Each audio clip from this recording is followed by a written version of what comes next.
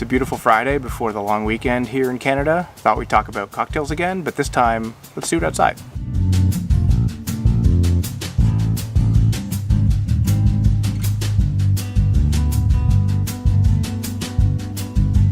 If you're making cocktails at home, all you really need is a pint glass, or something to stir in, and a chopstick, or something to stir with. And that's it. Then you could use something like a tea strainer to strain with. Or if you don't have a small tea strainer, you could get kind of industrial with it. Go for something like that. Got this, I think it's an avocado separator. I don't even use it for that, but you could put that in the top of your glass. You could even use something like this. All you really need is something that'll let the drink flow through, but keep the ice in the glass. You really don't need any fancy special equipment. As long as you can mix the drink in something, strain the ice out, put it in a glass, serve it. What you do need though are some key ingredients. Specifically, I wanted to talk about vermouth. Vermouth is a fortified wine, which means it starts its life as regular wine, and then there's some botanicals added to it, another spirit to raise the alcohol level a little bit, and some sugar. Red vermouth is probably the most common, and that's what you find in a Manhattan, or a Negroni, or a Martinez. But there's also dry vermouth, which is used in a martini, for example, and some other drinks like the Brooklyn. There's also a white sweet vermouth, which is maybe a little less common, especially here. But what I see when I go to people's houses is I see a bottle somewhere in the back of their cupboard. Because vermouth is made from wine, it needs to be kept in the fridge. Really important. What happens is it gets tannic. And tannins are the flavor compound in things like wine or tea. It's the thing in wine that leaves you with that dry feeling in your mouth, and it can be a desirable component if not present in too high quantities. But if you've ever had a tea that's been brewed for too long, gets really kind of dry and bitter, and that's what starts to happen to wine and to vermouth if it's not kept in the fridge. If you have it unopened and you just bought it, it can survive in the cupboard. But once it's open, it has to go in the fridge, and it'll last about a month or maybe 6 weeks. But after that, it starts to develop those tannins, and it's not very good anymore.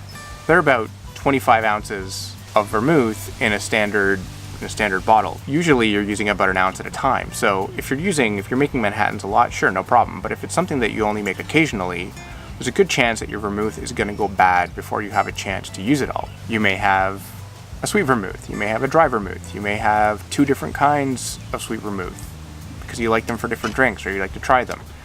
And it's also great on its own. You can just pour yourself a glass, maybe a little twist of lemon over ice. It's great. It's a fantastic drink. And if you've never had it on its own, I highly recommend giving it a try. It's always really good to try your ingredients on their own to know what they taste like before you try mixing them with different things. So what to do with vermouth? I was reading this book called Good Things to Drink by Ryan Chettiawaranda, who is the owner of Dandelion in London. It's a great bar.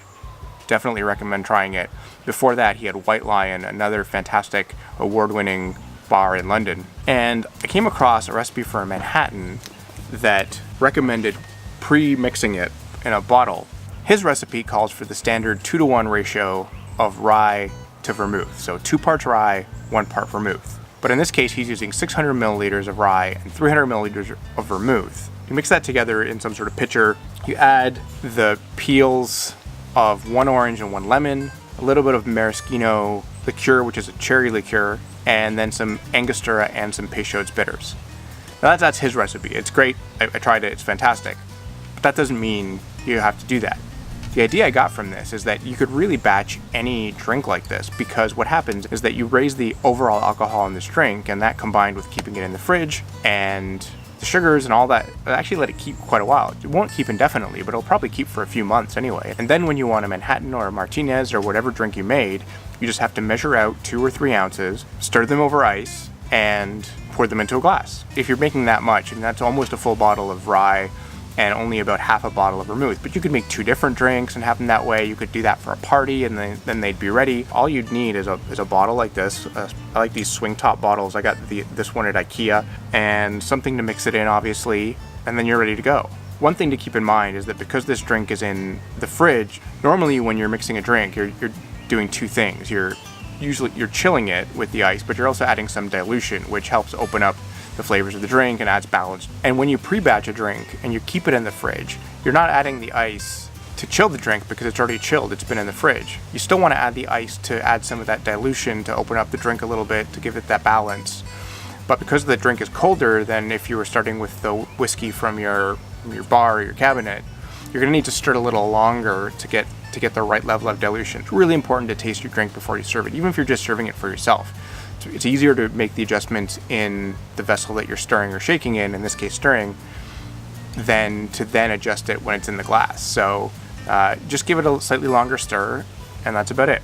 I think I'm going to do a series of these about cocktail technique and ingredients and things like that. So if you have any specific things you're interested in, I've already had a couple of requests on Facebook, but if you have anything else specific, please let me know in the comments. Like this video to let me know that this is something that you like and want me to keep doing. Subscribe, because there's going to be more of these coming. Hit the bell to be notified when they come. And let me know in the comments also what other weird tools you found in your kitchen that you could use to strain the ice out with. I think that might be a bit of fun. So thanks for watching, and see you next time.